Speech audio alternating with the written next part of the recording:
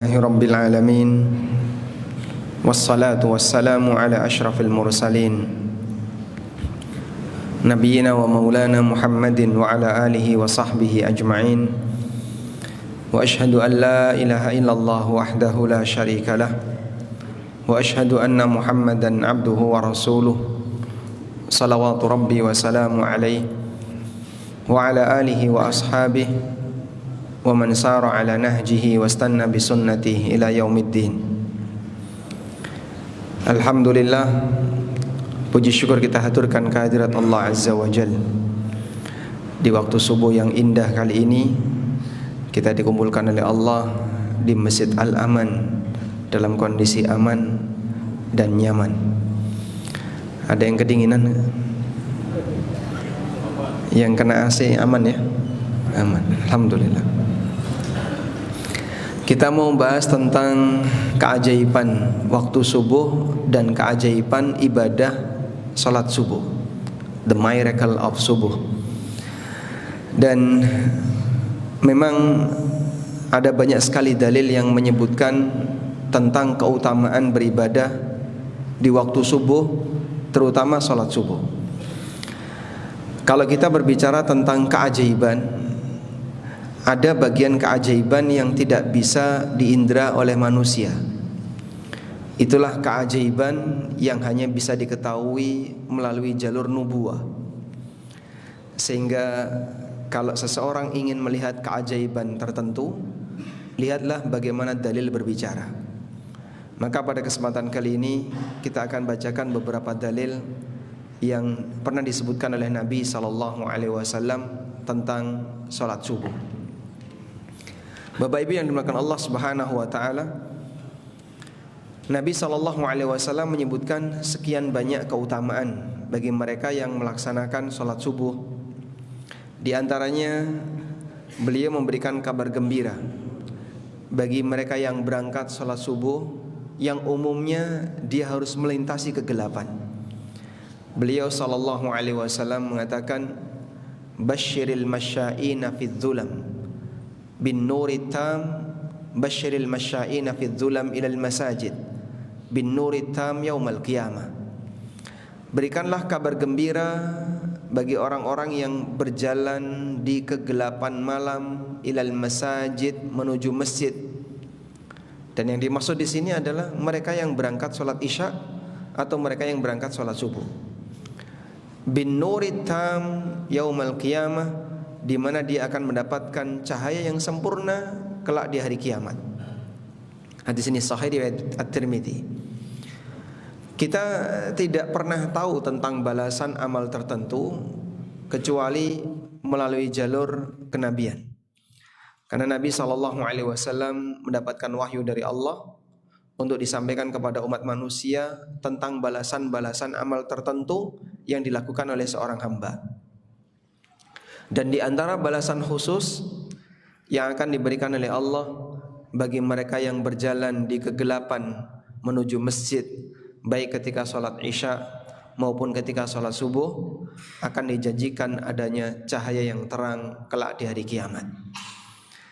Tapi kan sekarang terang benderang, jalanan kita lewati semuanya penuh dengan cahaya lampu. Apakah keutamaan seperti ini juga masih bisa kita dapatkan? Seterang-terangnya lampu yang disediakan oleh manusia, tidak akan pernah ada yang bisa mengalahkan matahari. Karena itu siapapun yang mereka berangkat di waktu subuh, pasti dia akan melintasi sebuah area kegelapan.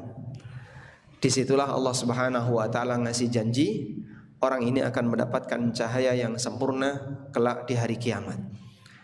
Dan ini sejalan dengan kaidah baku dalam syariat, al-jaza'u min jinsil amal, bahwa balasan itu sejenis dengan amal.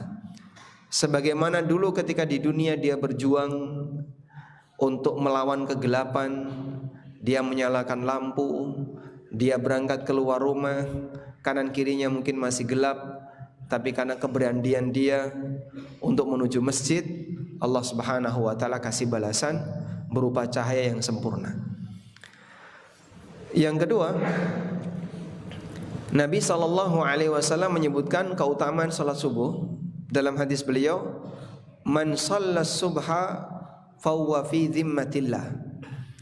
Barang siapa yang salat subuh, maka dia berada dalam jaminan Allah. Siapa yang salat subuh, dia berada dalam jaminan Allah. Jaminan Allah di mana? Di dunia dan di akhirat. Jaminan di dunia adalah Allah Subhanahu wa ta'ala akan memberikan perlindungan kepadanya. Karena biasanya potensi terjadinya bahaya disebabkan karena orang-orang jahat itu muncul kapan, Pak? Di kegelapan malam. Sehingga orang yang berangkat melaksanakan sholat subuh, mungkin dia berangkat 15 menit sebelum subuh, ada yang berangkat setengah jam sebelum subuh, bahkan yang dari Kulon Progo datang ke sini 45 menit sebelum subuh. Mungkin ada potensi resiko yang lebih besar. Allah Subhanahu wa ta'ala ngasih jaminan, man shalla subha fahuwa fi dhimmatillah. Barang siapa yang salat subuh, dia berada dalam jaminan Allah. Di masa silam ada seorang gubernur yang sangat jahat. Dia punya hobi suka membunuh orang di waktu malam. Jadi kalau sampai ada orang waktu malam kok keluar rumah, biasanya tinggal nama, hilang orangnya. Tapi orang ini takut untuk ganggu orang yang berangkat sholat subuh. Dia adalah Al-Hajjaj bin Yusuf Al-Thaqafi. Sejahatnya Hajjaj, dia tidak berani ganggu orang yang berangkat sholat subuh. Karena Hajjaj mendengar hadis ini, man shalla subha fahuwa fi dhimmatillah. Barang siapa yang sholat subuh, maka dia berada dalam jaminan Allah. Dia enggak berani ganggu orang yang berangkat sholat subuh, karena dia dijamin oleh Allah Subhanahu wa ta'ala. Saya pernah mendapatkan beberapa cerita tentang teman yang berada di daerah Papua. Aksi OPM itu lebih ganas tengah malam ke atas sampai terbit matahari. Ada salah satu di antara kawan kami yang kalau nggak salah tinggalnya di Nabire waktu itu. Beliau keluar rumah untuk menuju masjid dalam rangka sholat subuh. Begitu berjalan sekian meter, ketemu OPM tanpa apapun, tanpa senjata. Sementara OPM ini penuh dengan senjata. Sudah beliau berpikir kayaknya ini adalah akhir ajalnya. Allah Subhanahu wa ta'ala berikan keselamatan. Beliau banyak berdoa kepada Allah Subhanahu wa ta'ala, Allah berikan keselamatan. Pas ketika itu ada brimob yang sedang patroli. Terus terjadi baku hantam, tembak-tembakan. Beliau berusaha untuk menghindar. Semua OPM tadi mati, beliau selamat. Dan saya ketika dapat cerita ini, saya teringat dengan hadis ini, man shalla subha fahuwa fi dhimmatillah. Barang siapa yang berangkat salat subuh, dia berada dalam jaminan Allah Subhanahu wa ta'ala. InsyaAllah Jogja kota yang aman. Walaupun mungkin ada potensi kelitih. Dan biasanya kelitih itu jam berapa, Pak? Di waktu sahur. Tapi mereka yang berangkat di waktu subuh dalam rangka untuk beribadah kepada Allah, mendapatkan jaminan dari Allah Subhanahu wa ta'ala. Tidak ada yang perlu kita takutkan apabila sudah ada jaminan dari Allah Subhanahu wa ta'ala. Keutamaan yang ketiga, waktu subuh adalah waktu ijtima' para malaikat. Waktu ijtima' para malaikat.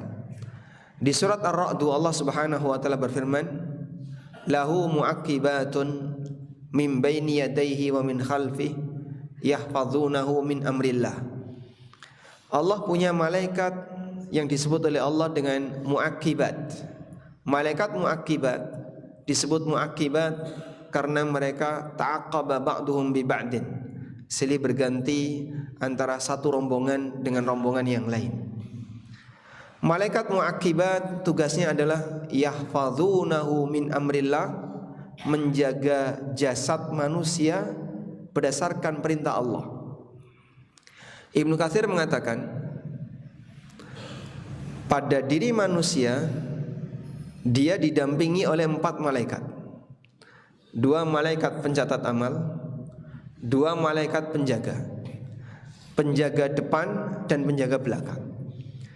Maka selama dia belum mendapatkan takdir buruk yang mengenai dirinya, walaupun ada potensi bahaya yang sangat besar, orang ini akan dijaga oleh malaikat atas perintah Allah Subhanahu wa taala.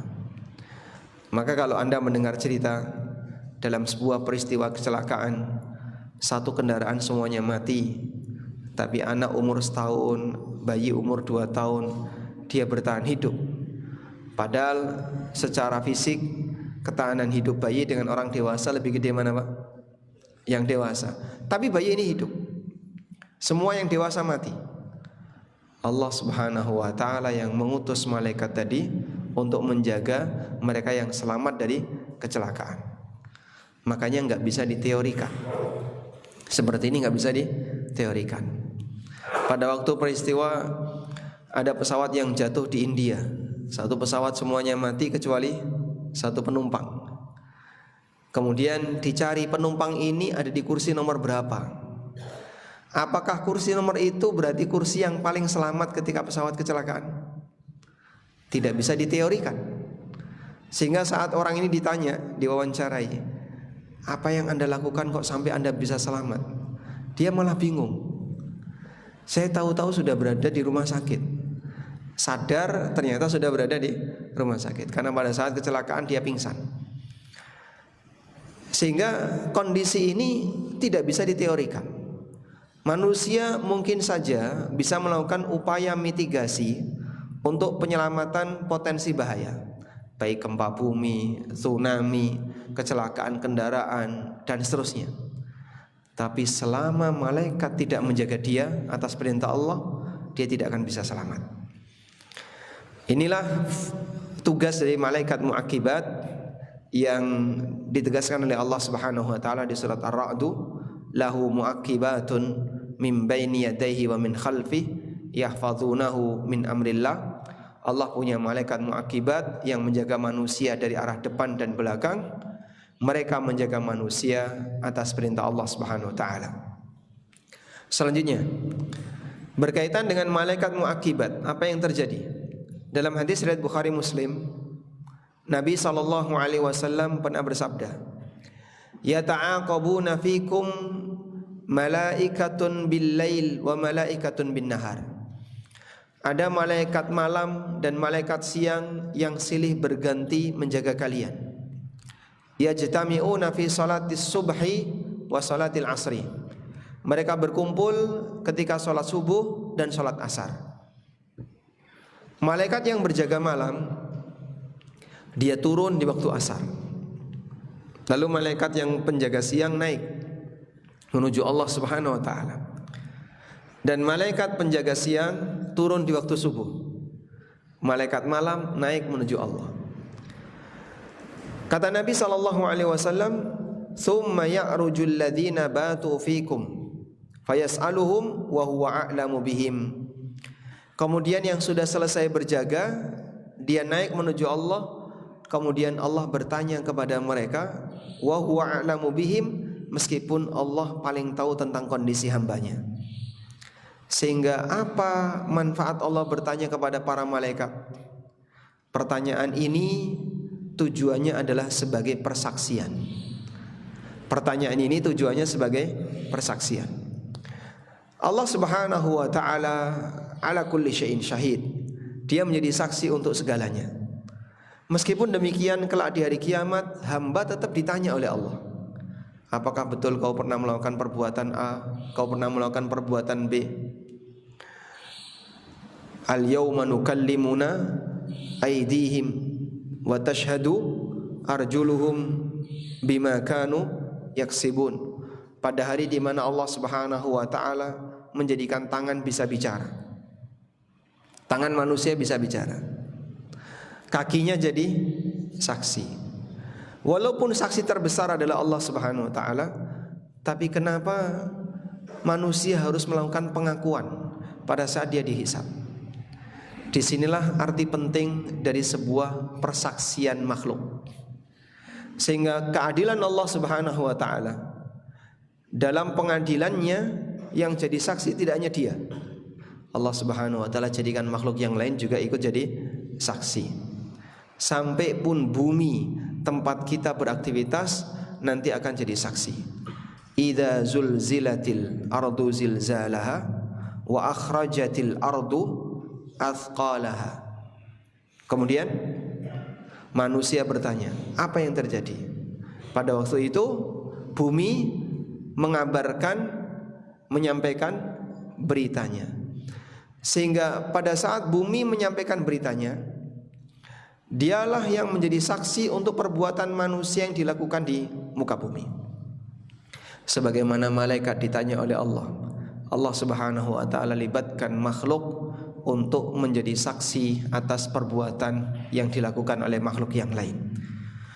Wa huwa a'lamu bihim, meskipun Allah Subhanahu wa taala paling tahu tentang kondisi hambanya. Apa pertanyaan Allah Subhanahu wa taala? Allah Subhanahu wa taala bertanya, "Kaifa taraktum ibadi?" Bagaimana kondisi terakhir para hambaku ketika kalian tinggalkan mereka? Maka jika Bapak Ibu di waktu subuh dan di waktu asar Anda sedang sholat tepat waktu, yang laki-laki berjamaah di masjid, yang ibu-ibu meskipun di rumah tapi tidak ditunda, jawaban malaikat ini, tarakna ibadakum wa atainahum wa hum yusallun. Kami tinggalkan hambamu ya Allah, dan kami datangi mereka wa hum yusallun, dalam keadaan mereka salat. Jawaban indah disampaikan oleh malaikat apabila Anda sedang berada dalam ketaatan. Maka kebayang enggak ketika kita di waktu subuh dalam posisi sedang tidur, kemudian malaikat ini ditanya oleh Allah, bagaimana kondisi hambaku ketika kalian tinggalkan mereka? Ya Allah, aku datangi mereka sedang ngorok dan aku tinggalkan mereka sedang tidur. Subhanallah. Tentu ini adalah jawaban yang tidak membanggakan. Oleh karena itulah perjuangkan di waktu subuh agar kita berusaha untuk sholat tepat waktu. Sehingga ibu-ibu sekali lagi ya, walaupun Anda tidak berkewajiban untuk sholat jamaah di masjid, tapi untuk sholat asar dan sholat subuh, untuk sholat asar dan sholat subuh, kalau bisa dilakukan di awal waktu, agar nanti Anda tetap bisa mendapatkan jawaban yang indah dari malaikat. Tarakna ibadakum wa atainahum wa hum yusallun. Kami tinggalkan hambamu ya Allah, dan kami datangi mereka ketika mereka sedang salat. Hadis ini sahih riwayat Bukhari Muslim. Kita tidak mungkin bisa mengetahui kondisi semacam ini sekali lagi kecuali melalui jalur kenabian. Karena itulah para ulama mengatakan bahwa pelaporan amal itu ada yang terjadi setelah semua hamba mati. Itulah pelaporan amal kelak di hari kiamat. Dan ada pelaporan amal sebelum kematian. Itulah pelaporan amal yang dilakukan oleh para malaikat, dan ini terjadi di 3 waktu. Ini terjadi di 3 waktu. Pertama, harian, yang itu terjadi di waktu subuh dan di waktu asar. Yang kedua, pelaporan amal pekanan, yang ini terjadi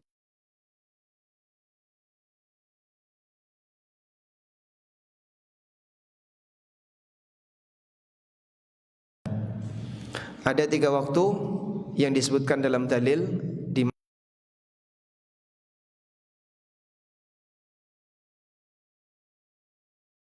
yang tadi kita baca, hadis riwayat Bukhari Muslim.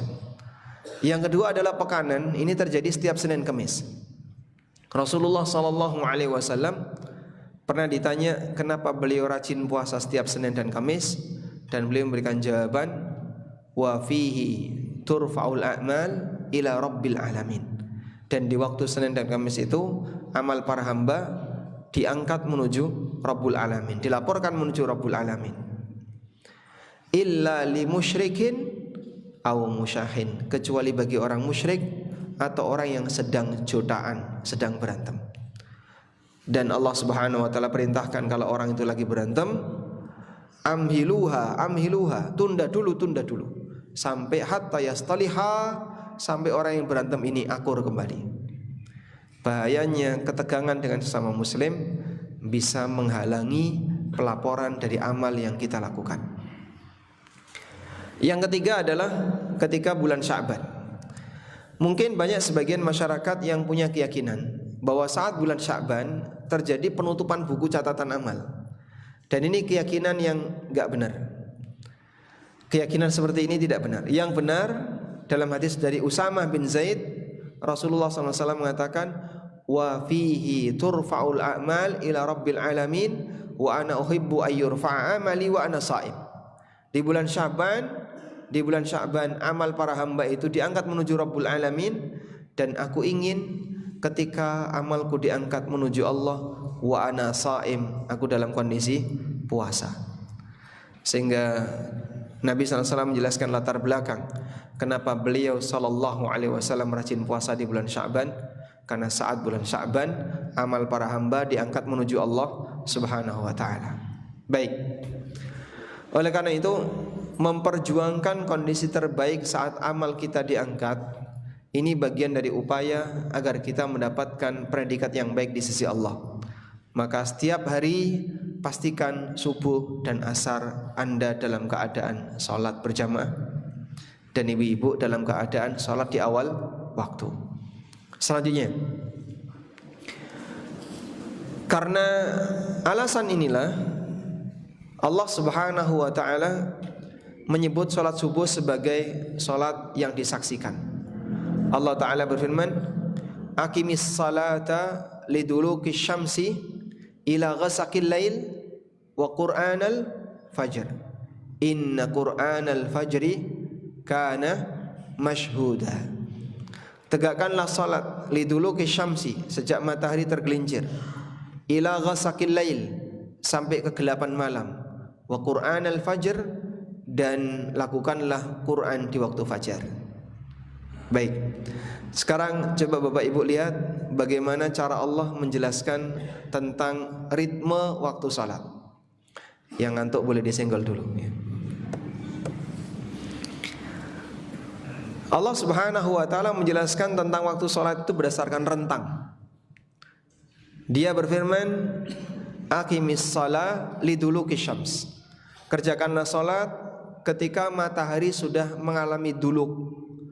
Wa dulukus syams maknanya adalah zawalu, ketika matahari sudah tergelincir. Batasnya kapan, Pak? Saat matahari sudah bergeser di sebelah barat benda. Matahari sudah bergeser di sebelah barat benda. Masalah posisi apakah di sebelah selatan ataukah di utara, ini tidak menentukan waktu sholat. Yang menentukan waktu sholat adalah ketika sudah bergeser ke arah sebelah baratnya benda. Karena itu Allah Subhanahu wa ta'ala mengatakan, Rabbul masyariqi wal magharib fabi ayyi ala'i rabbikuma tukadziban. Dialah Rabb al-masyariq wal magharib. Dialah Rabb tempat terbitnya matahari yang jumlahnya banyak. Masyariq itu bentuk jamak dari kata masyriq. Di ayat yang lain Allah mengatakan Rabbul masyriqaini wa Rabbul maghribain. Allah menjadi Tuhannya dua tempat terbit matahari dan dua tempat terbenamnya matahari. Tempat terbitnya matahari itu berapa, Pak? Di sebagian ayat menyebutkan jamak, di sebagian ayat menyebutkan ganda, di sebagian ayat menyebutkan tunggal. Rabbul masyriqi wal maghrib.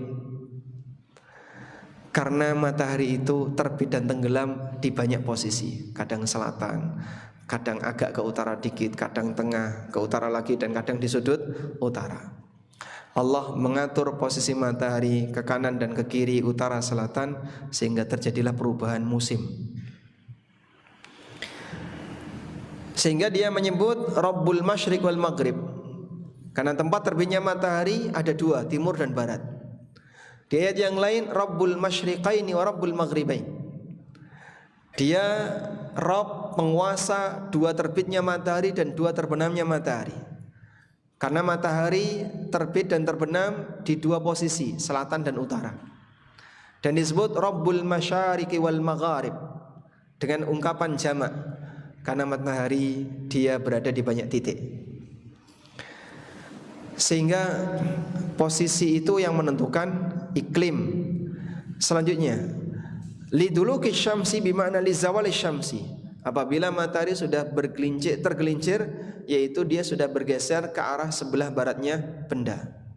Ila ghasaqil lail, sampai ghasaqil lail. Yang dimaksud dengan ghasaqil lail adalah waktu tengah malam. Sehingga batas akhir waktu Isya itu yang benar tengah malam. Nabi SAW pernah menyebutkan tentang salat Isya, beliau mengatakan wal isya ila ansafil lail. Isya itu sampai pertengahan malam. Wa Qur'an al-fajr, dan Quran di waktu fajar. Dia jelaskan berdasarkan rentang. Salat itu dimulai dari tergelincir matahari sampai waktu malam. Di sini ada berapa salat? Ada 4. Duhur, asar, maghrib, isya. Lalu Allah sebutkan secara terpisah, wa Qur'an al-fajr, dan Quran di waktu fajar. Maka subuh ini tidak nyambung dengan salat apapun. Dengan duhur ada rentang jauh, dari mulai jam 4:30 tadi kita salat sampai nanti jam 12, ada rentang jauh.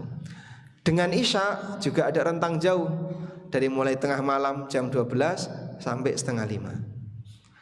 Sehingga waktu subuh itu terpisah dengan waktu isya.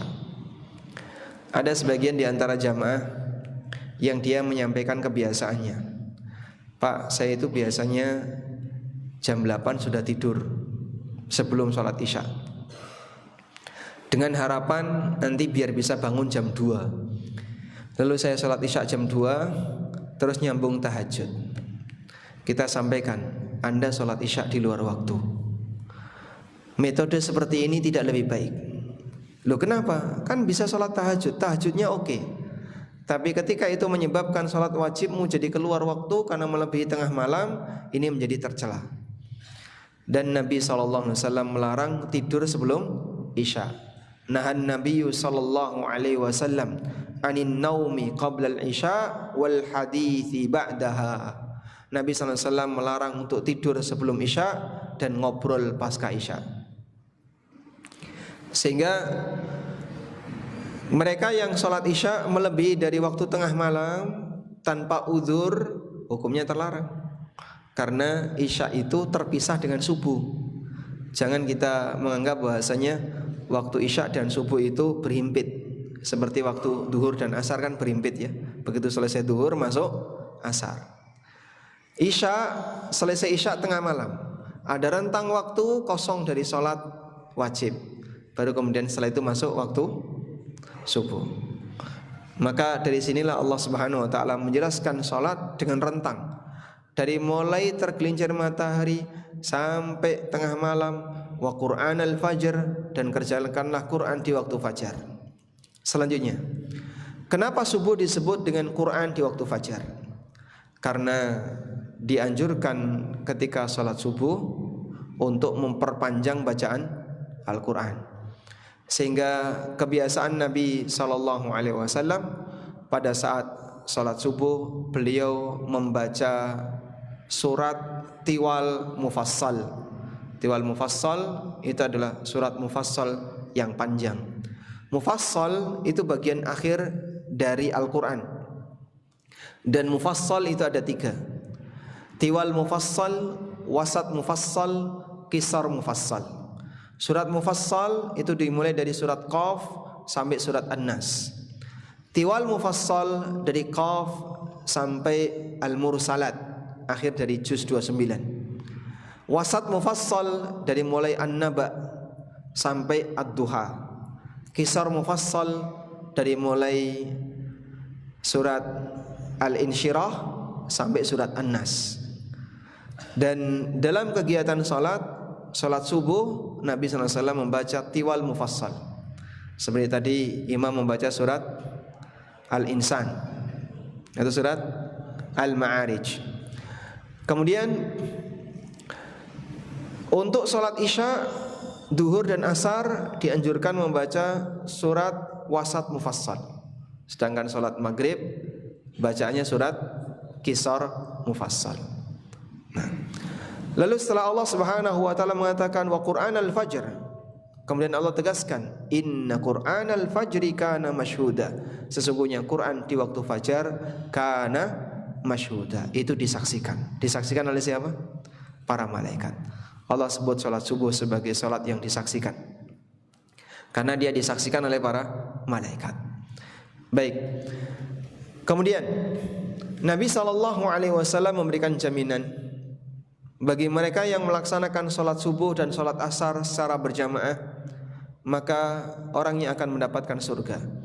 Sebagaimana dinyatakan dalam hadis riwayat Abu Dawud, man shallal bardaini dakhalal jannah. Barang siapa yang mengerjakan salat di dua waktu dingin, maka dia akan masuk surga. Dua waktu dingin yang dimaksud adalah dingin siang dan dingin malam. Dua waktu dingin di waktu siang adalah salat asar. Dingin di waktu malam adalah salat subuh. Rasulullah SAW mengatakan, man shallal bardain dakhalal jannah. Barang siapa yang salat di dua waktu dingin, maka dia akan masuk surga. Jaga baik-baik dua salat ini, subuh dan asar, karena memiliki nilai keutamaan yang sangat besar. Selanjutnya, keutamaan yang lain berkaitan dengan salat subuh. Bukti iman seorang hamba adalah ketika dia berani untuk melakukan amalan yang bertentangan dengan selera fisiknya. Umumnya orang di waktu subuh dia pengennya apa, Pak? Tiduran, pengen istirahat. Sehingga malas bagi mereka yang ketika sholat subuh untuk berangkat ke masjid. Karena itu sholat yang paling berat bagi munafik itu dua. Satu, isya. Yang kedua, subuh. Ada dua pertimbangan kenapa orang munafik berat untuk melaksanakan sholat di dua waktu ini. Pertama, dua waktu ini gelap di masa Nabi SAW, sehingga kehadiran mereka tidak memberikan fungsi pengakuan. Maka mau hadir di masjid mau tidak hadir gak kelihatan. Karena itu mereka tidak sholat subuh dan tidak sholat isya. Rasulullah SAW mengatakan, athqalus salati 'alal munafiqin as-subhu wal isya. Salat yang paling berat untuk dihadiri orang munafik adalah salat subuh dan isya.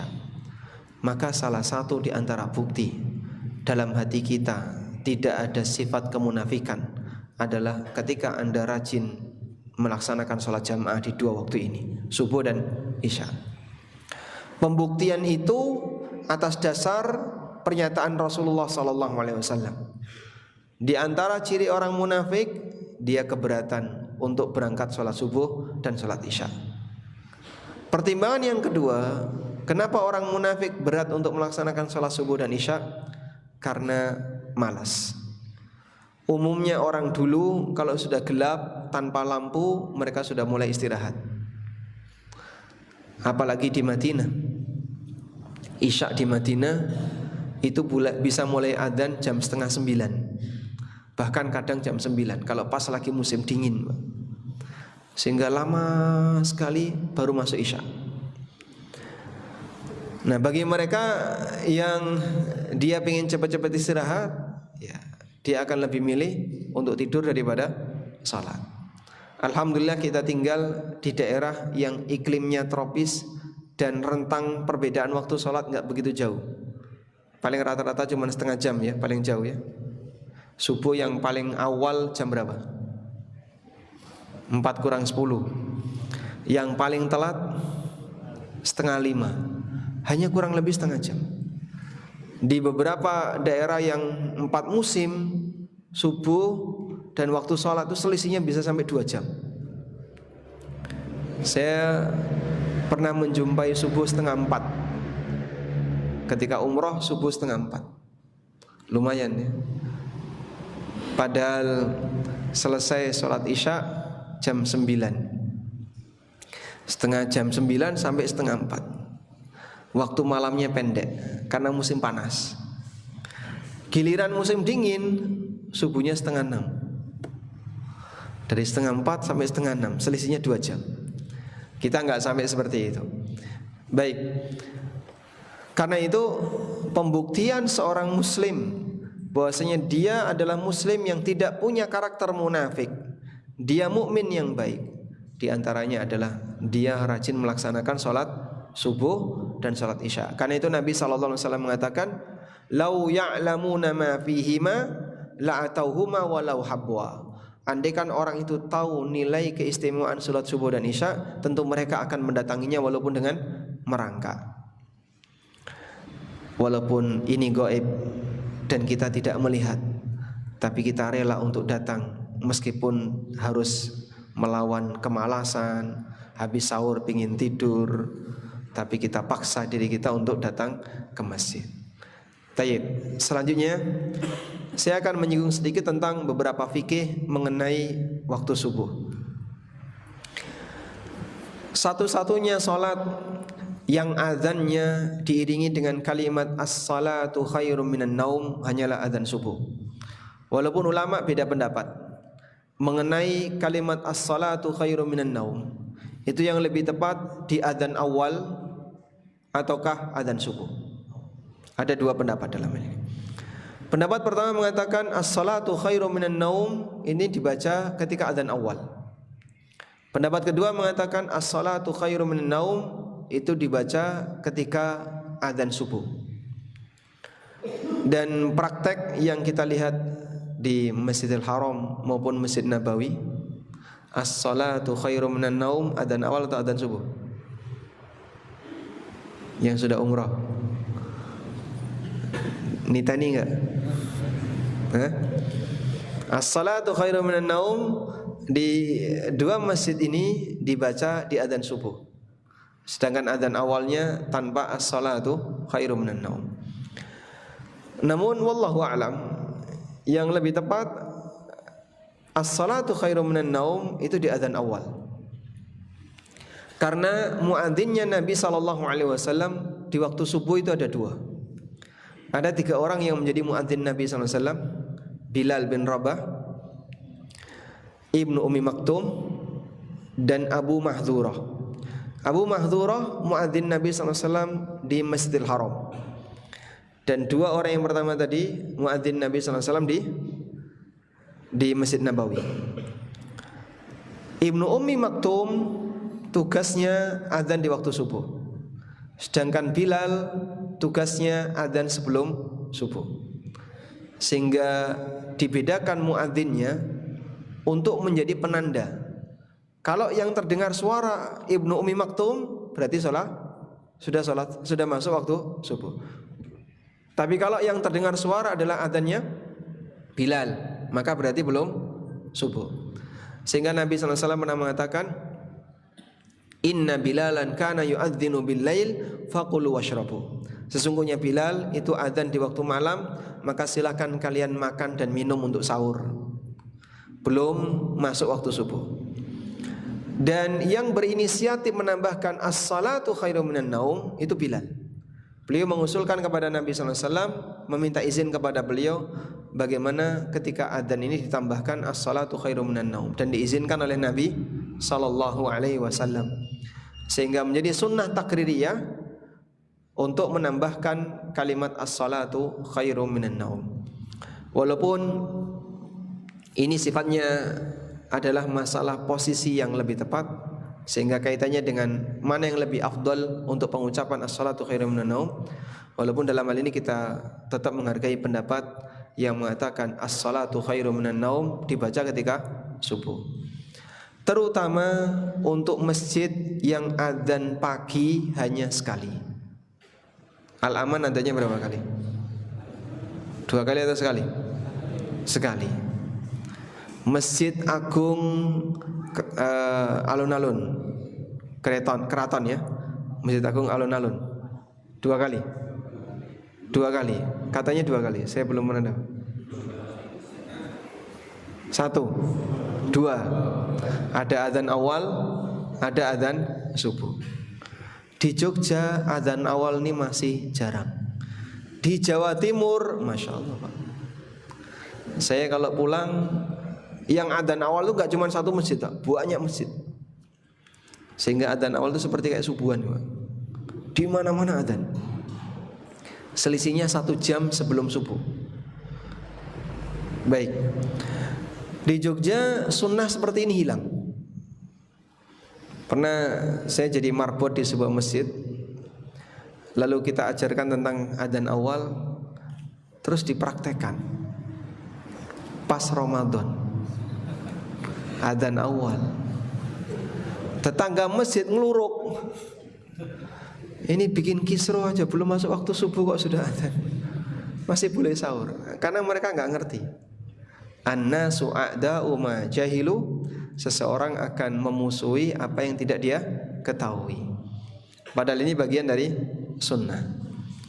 Maka mungkin kita perlu banyak sampaikan kepada masyarakat, kalau mau menghidupkan sunnah ini, kasih pengantar dulu melalui edukasi, kemudian nanti minta izin ke kepala lingkungan, kami boleh nggak masjid ini akan adzan awal jam 3 atau setengah 4, 1 jam sebelum subuh, dalam rangka menghidupkan sunnah yang pernah dilakukan di Madinah. Selanjutnya, dalam pelaksanaan sholat subuh, di sana ada sholat sunnah yang nilainya lebih baik daripada dunia seisinya, yaitu apa? Qobliyah subuh. Sebutan qobliyah subuh bisa disebut sebagai qobliyah subuh, bisa disebut sebagai sholat fajar. Maka penyebutan qobliyah subuh dengan sholat fajar ini berdasarkan dalil. Nabi SAW mengatakan raka'atal fajri khairum minad dunya wa ma fiha. 2 rakaat di waktu fajar lebih baik daripada dunia seisinya.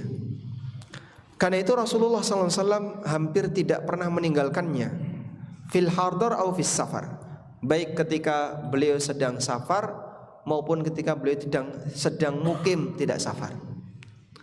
Sehingga sampai pun safar, qobliyah subuh tidak ditinggalkan oleh Rasulullah SAW. Karena pada saat beliau safar, semua sholat rawatib ditinggalkan kecuali qobliyah subuh. Oleh karena itu, sholat rawatib qobliyah subuh ini boleh diqadha apabila orang itu ketinggalan. Sehingga misalnya Anda sampai masjid sudah qomat, belum sempat qobliyah subuh, maka qobliyah subuhnya boleh diqadha. Dan ada 2 cara mengqadha qobliyah subuh. Cara yang pertama adalah diqadha setelah masuk waktu duha.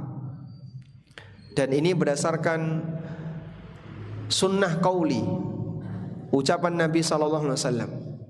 Beliau SAW menyampaikan, barang siapa yang belum sempat qobliyah subuh, falyusalliha ba'da an tatlu asyamsu, maka silahkan dia kerjakan setelah matahari terbit, berarti di waktu duha.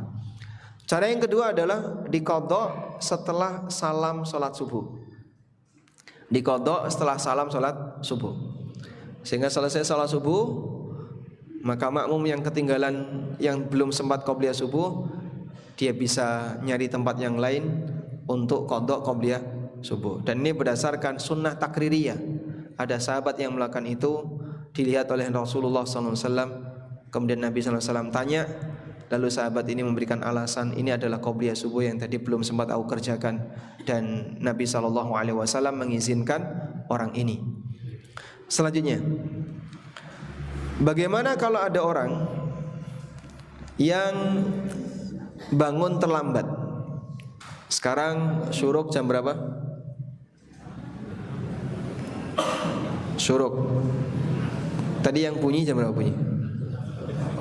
5.41. Sudah syuruk belum? Baru di garis terbit ya. Baik. Andaikan misalnya ada seorang muslim yang bangun tidur jam 4.45 waktu Jogja, berarti kan matahari sudah di garis terbit, sudah selesai waktu subuh. Apa yang harus dilakukan? A. Langsung sholat subuh, B. Sekalian nggak sholat, C. Balik tidur. Apa yang harus dilakukan? Langsung? Ya salah ya. Ke toilet dulu kan. Wudu dulu. Kalau dia pengen buang air dulu. Taib. Kejadian ini pernah dialami oleh Rasulullah SAW.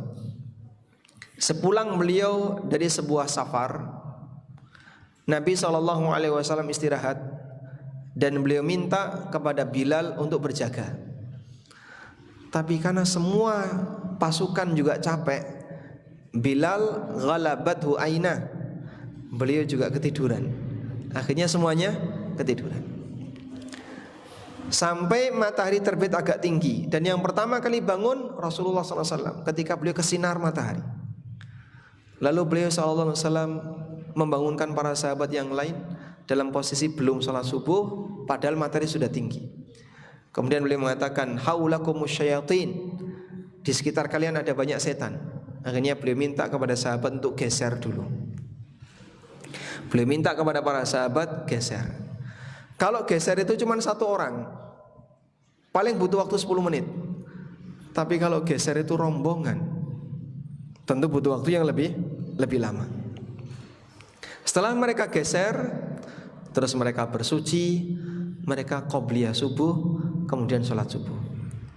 Sehingga ini jadi dalil, kalaupun orang itu terlambat bangun, sehingga bangun-bangun sudah selesai, sudah habis waktu subuh, maka tetap disyariatkan untuk sholat qobliyah. Sehingga silakan ke toilet, kemudian selesaikan hajatmu di toilet, wudu, lalu sholat qobliyah, kemudian sholat subuh.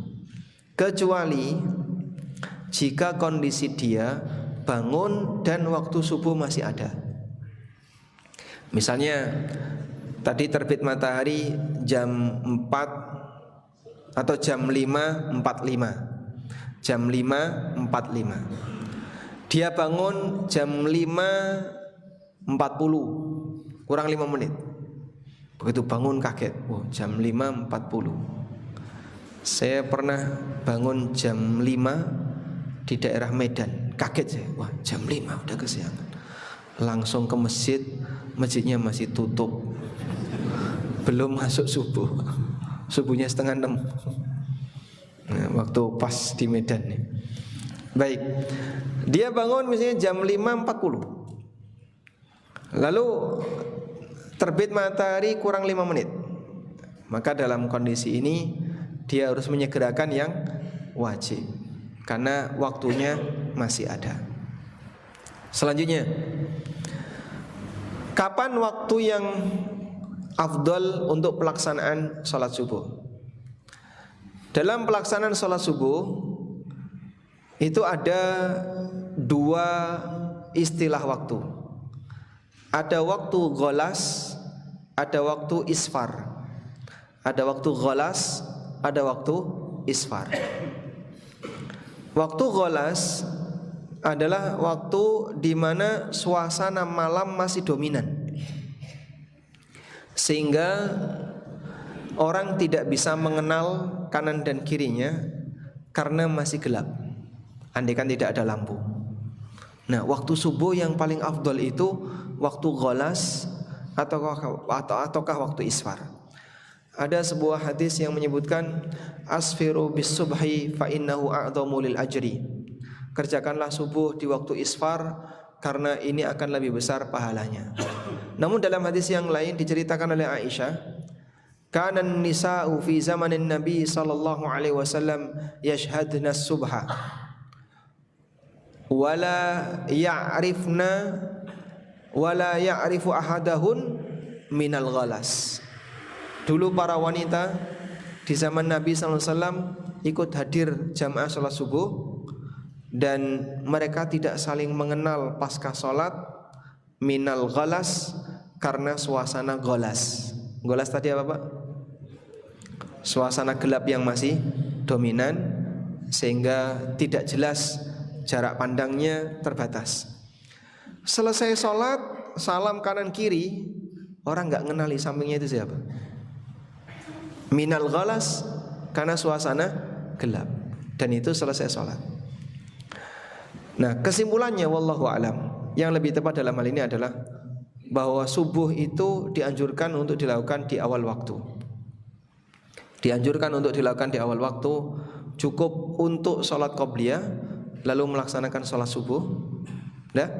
Dan kadang sholat subuhnya Nabi SAW panjang, selesai sampai matahari itu sudah mendekati terbit, sehingga waktu kuning, waktu isfar itu sudah muncul. Ketika waktu kuning sudah muncul, begitu keluar masjid, langit suasananya kuning. Dan terkadang beliau sholat subuhnya lebih pendek, sehingga selesai sholat suasana gelap malam masih dominan, sampai antara satu dengan yang lain tidak saling mengenal. Insya Allah walhamdulillah di Indonesia sudah sesuai sunnah ini. Cuman subuhnya mungkin kurang panjang. Dulu di zaman Abu Bakar As-Siddiq, beliau pernah ngimami salat subuh sampai matahari mau terbit, karena yang dibaca surat Al-Kahfi. Satu rakaat surat Al-Kahfi 110 ayat, sehingga matahari mau terbit itu baru selesai. Nah, kemudian muncul fenomena baru, yaitu berkaitan dengan polemik waktu subuh. Betulkah waktu subuh di tempat kita di Indonesia berdasarkan jadwal sholat abadi itu kecepatan, ataukah memang sudah sesuai? Kita mengakui bahwa di antara ahli hisab di Indonesia mereka saling berbeda pendapat. Subuh itu dibuktikan dengan apa, Pak? Terbitnya fajar. Allah Ta'ala mengatakan, wa kulu washrabu hatta yatabayyana lakumul khaytul abyadu minal khaytil aswadi minal fajr. Silakan kalian makan minum sampai jelas bagi kalian benang putih di atas benang hitam minal fajri, yaitu dengan terbitnya fajar. Pernah nggak lihat fajar terbit, Pak? Pernah? Mungkin kalau di kita nggak pernah. Kalau di kota ya, di tempat kita kesulitan untuk lihat itu. Saya melihat fajar terbit di dua tempat. Satu di atas gunung, yang kedua di atas pesawat. Jadi saat pulang umroh, flight malam, nanti lihat ke arah jendela sesuai dengan posisi matahari ya. Sehingga kalau flight malam kan arahnya ke tenggara. Dari Jeddah ke Indonesia arahnya ke tenggara. Kalau matahari lagi di utara kelihatan, karena pesawatnya agak serong ke tenggara gini. Anda buka kaca sebelah kiri, bukan kaca, buka jendela sebelah kiri, nanti Anda akan bisa melihat fajar. Dan biasanya kami dengan menjaga jamaah jangan sampai nanti ketiduran, karena kan gerakannya ke arah timur, sehingga dari subuh sampai terbit matahari itu cepat. Maka saya coba siaga untuk lihat, perhatian pada fajar, kelihatan fajar. Alhamdulillah bisa melihat fajar. Kita bangunkan jamaah untuk sholat subuh. Apakah betul di tempat kita ini kecepatan? Saya boleh menyimpulkan ada 3 ahli hisab yang berbeda dalam ini. Ada pemerintah Muhammadiyah dan ada lembaga di Jogja yang punya metode tersendiri, yaitu UII, Universitas Islam Indonesia. Ada yang mengatakan bahwasanya pemerintah ini kecepatan berapa menit? Ya? 10 menit. 10 menit. Jadi cara ahli hisab dalam mengukur waktu subuh adalah dia menggunakan derajat dari mulai titik terbit ke bawah. Pemerintah itu minus 20 derajat. Sementara Muhammadiyah minus 12 atau berapa ya. Nah UI itu pertengahan, minus 15. Minus 15. Saya pernah dapat jadwal kultum subuh di Ulil Albab UI. Dari rumah sampai UI naik motor ngebut itu kurang lebih 10 menit. Waktu itu azan subuh, saya baru teringat kalau punya jadwal di UI. Langsung saya berangkat, di rumah sudah azan. Ngebut sampai di UI belum subuh. Peserta iktikaf di situ masih pada sahur. Akhirnya saya ikut sahur. Belum subuh di situ. Di rumah sudah adzan, di situ kok loh masih pada sahur di sini. Iya Pak, di sini belum subuh. Jadi dengan selisih waktu kurang lebih 7 menit. Itu belum masuk waktu subuh. Nah, fenomena ini menyebabkan adanya polemik di masyarakat. Nah, kemarin sempat agak sedikit tegang di medsos ya. Terutama beberapa teman-teman Muhammadiyah kan banyak memposting tentang koreksi waktu subuh.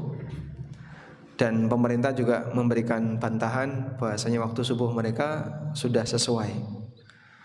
Wallahu alam, kita sebagai masyarakat awam sebaiknya seperti apa harus bersikap. Mungkin sebagai saran ya, khurujan minal khilaf itu dianjurkan. Keluar dari khilaf itu dianjurkan. Dalam arti gini, cari posisi aman, makin yakin makin bagus. Karena ketika Anda sangat yakin ini tepat waktu, tidak meragukan, itu akan membuat kita jadi bisa memastikan sholat kita dalam keadaan sah. Sebab sholat sebelum masuk waktu hukumnya apa? Batal. Sebagaimana sholat keluar waktu hukumnya batal. Maka kalau bisa ditunda untuk qomatnya ditunda. Sehingga kita sarankan misalnya dikasih jeda 20 menit. Kepanjangannya berapa kalau di sini? 15. Dikasih jeda 15 menit. 15 menit itu di luar adzan. Ya. Barangkali kalau seperti ini akan lebih meyakinkan bagi para jamaah bahwa sholat subuhnya tepat atau pasti di dalam waktu. Sehingga tidak harus buru-buru. Yang penting cukup untuk 2 rakaat saja. Kalau bisa jangan demikian, berikan jeda yang lebih panjang. Wallahu a'lam. Walhamdulillahirabbil alamin. Demikian yang bisa kita sampaikan, semoga bermanfaat. Dan ini ada 3 voucher 50 juta atau 50 ribu. Bagi yang mau menyampaikan sesuatu, silakan. Ada?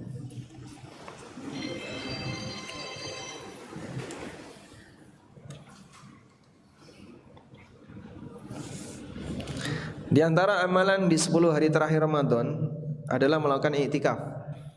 Nabi SAW ketika melakukan i'tikaf, ketika malam hari full bergadang tidak tidur atau tidur. Para ulama mengatakan untuk melakukan salat tahajud syaratnya harus tidur lebih dahulu. Rasulullah SAW ketika i'tikaf, beliau itu i'tikaf di dalam tenda. Jadi di Masjid Nabawi itu ditutupi banyak tabir. Rasulullah SAW punya tabir pas i'tikaf, sehingga beliau masuk ke dalam tabir itu dan fokus dengan ibadah pribadi. Maka dalam kegiatan i'tikaf yang penting adalah lebih banyak ibadah pribadi. Udah? Sehingga kalau i'tikaf jangan suka ngobrol ya. Oh, yang penting kan di dalam masjid, bukan yang penting dalam masjid. Tapi bagaimana kau lebih bisa banyak ibadah. Lalu apakah beliau tidak tidur semalam suntuk? Nabi SAW tidur dan istirahat. Dan beliau lebih dominan qiyamul lail. Artinya tidurnya lebih sedikit. Selanjutnya, di sini disebutkan bahwa untuk bisa disebut tahajud, orang harus tidur terlebih dahulu. Bagaimana kalau misalnya tidak tidur? Dari mulai isya sampai pagi nggak tidur. Mungkin dia tidak disebut melakukan tahajud, tapi dia melakukan qiyamul lail. Dan yang penting sudah melakukan qiyamul lail, dia beribadah di waktu malam, sehingga kalaupun itu adalah Lailatul Qadar, insyaallah dia mendapatkan keutamaan yang besar. Wallahu alam. Dan dohirnya terkadang beliau tidak tidur, seperti dalam hadis Abu Dzar, Rasulullah SAW salat taraweh di malam yang ketiga itu sampai kata para sahabat, beliau menghabiskan hampir seluruh malam, hatta nakhsha alla nudrikal falah, sampai kami khawatir tidak mendapatkan al-falah. Al-falah yang dimaksud adalah sahur. Sampai kami khawatir nggak dapat sahur. Jadi sampai ngedur hingga mepet mau masuk subuh. Wallahu a'lam. Nah. Waalaikumsalam warahmatullahi wabarakatuh.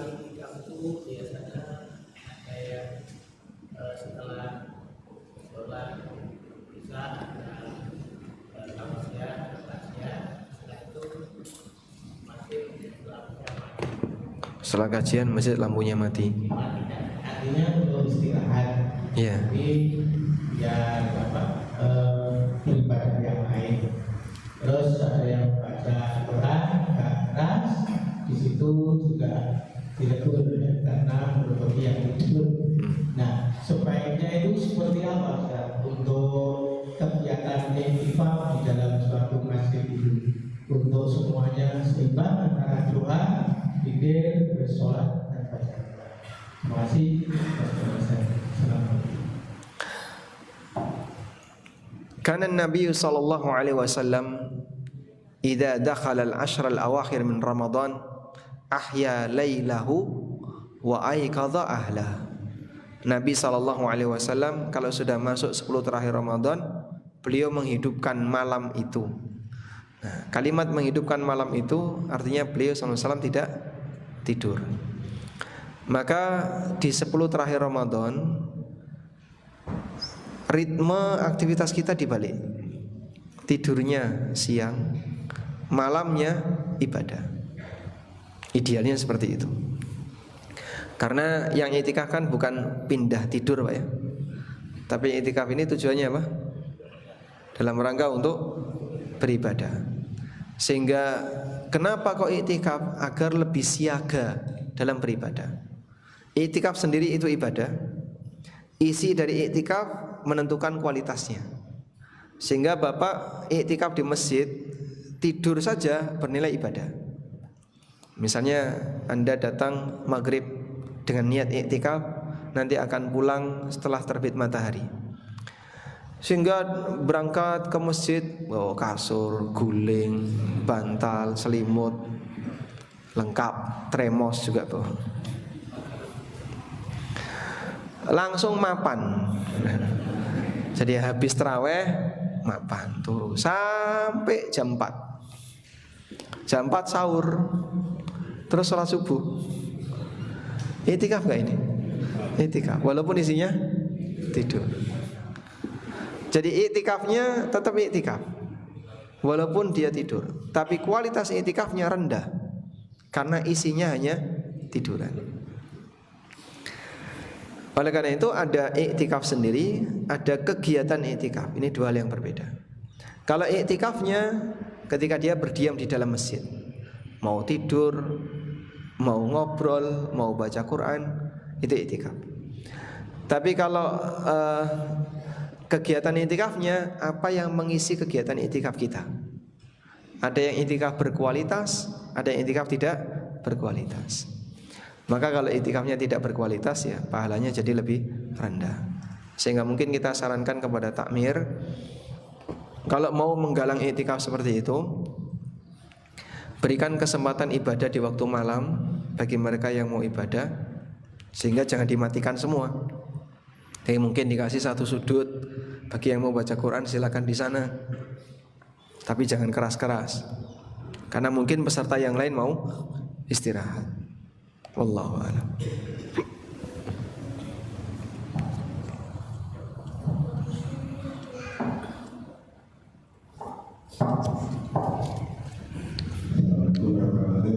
Waalaikumsalam. banyak kompleks yang kalau tadi dalam benar dia sama suatu kasur apakah boleh dan itu cuma dua yang dulu satu niat untuk dua kerjaan tersebut. Qobliyah subuh sekaligus niat untuk sholat duha karena dia qadha. Baik, insyaallah diperbolehkan. Sehingga kalau ada orang yang qadha qobliyah subuh di waktu duha, dia niat qobliyah subuh sekaligus sholat duha, hukumnya boleh. Wallahu a'lam. Baik. Oke, monggo.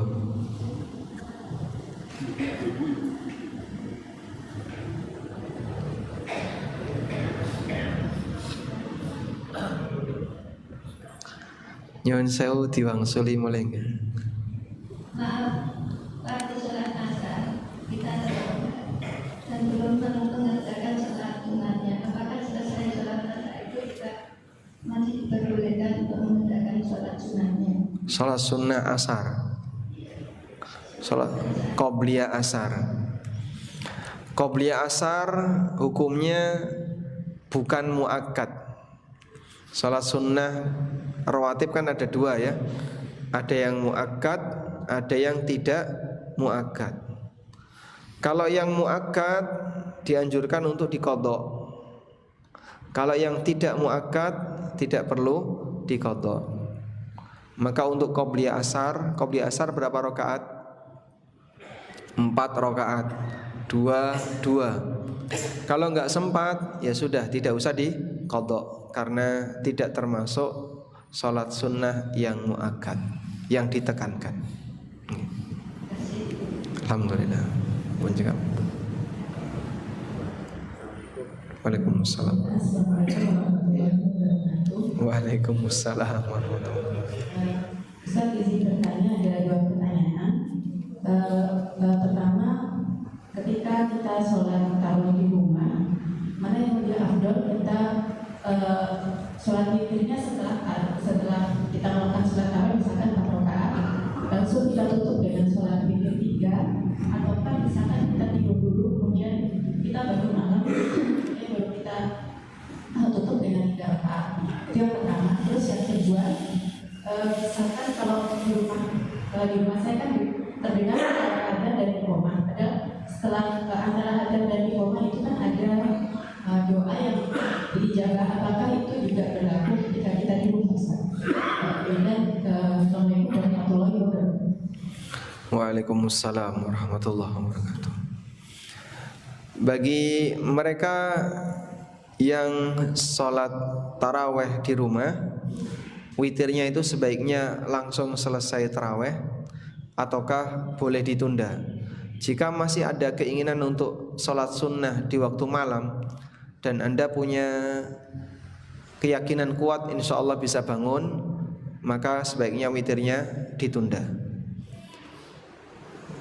Tapi kalau Anda khawatir nanti kalau witir ditunda malah kebablasan, maka sebaiknya witirnya dilakukan di awal malam. Kemudian yang kedua, apa tadi? Antara adzan dan iqamah, termasuk waktu yang mustajab. Apakah berlaku bagi mereka yang di rumah ataukah hanya khusus bagi mereka yang di masjid? Hadisnya tidak menyebutkan tempat, hanya menyebutkan waktu. Rasulullah SAW pernah menyebutkan da'watun bainal adzanain la turad. Doa antara 2 adzan tidak ditolak. 2 adzan yang dimaksud adalah adzan dan iqamah. Sehingga di sini penjelasannya berkaitan dengan waktu mustajab, bukan tempat mustajab. Maka antara adzan dan iqamah bisa dimanfaatkan ketika di masjid, sebagaimana pula bisa dimanfaatkan ketika Anda di rumah. Wallahu a'lam.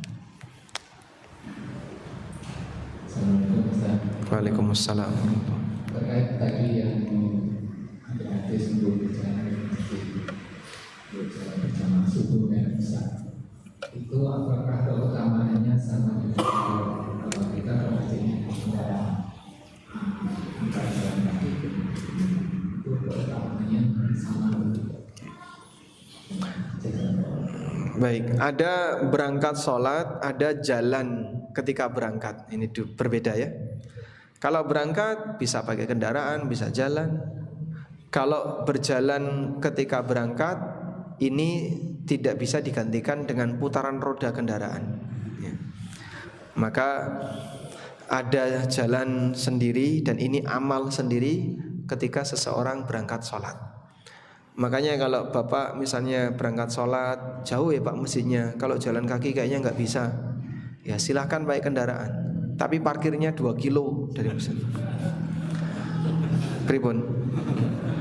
Rumahnya 500 meter dari masjid, parkirnya 1 kilo dari masjid. Silakan pakai kendaraan, nanti Anda bisa parkir 100 meter atau 200 meter dari masjid jika dirasa memungkinkan, sehingga tetap mendapatkan keutamaan jalan kaki. Wallahu a'lam. Baik, demikian yang bisa kita bahas. Semoga bermanfaat. Allahumma anfa'na bima 'allamtana wa 'allimna ma yanfa'una warzuqna ilma. Wassallallahu ala nabiyyina Muhammadin wa ala alihi wa sahbihi wa sallam. Wa akhiru da'wana alhamdulillahi rabbil alamin. Wassalamu alaikum warahmatullahi wabarakatuh.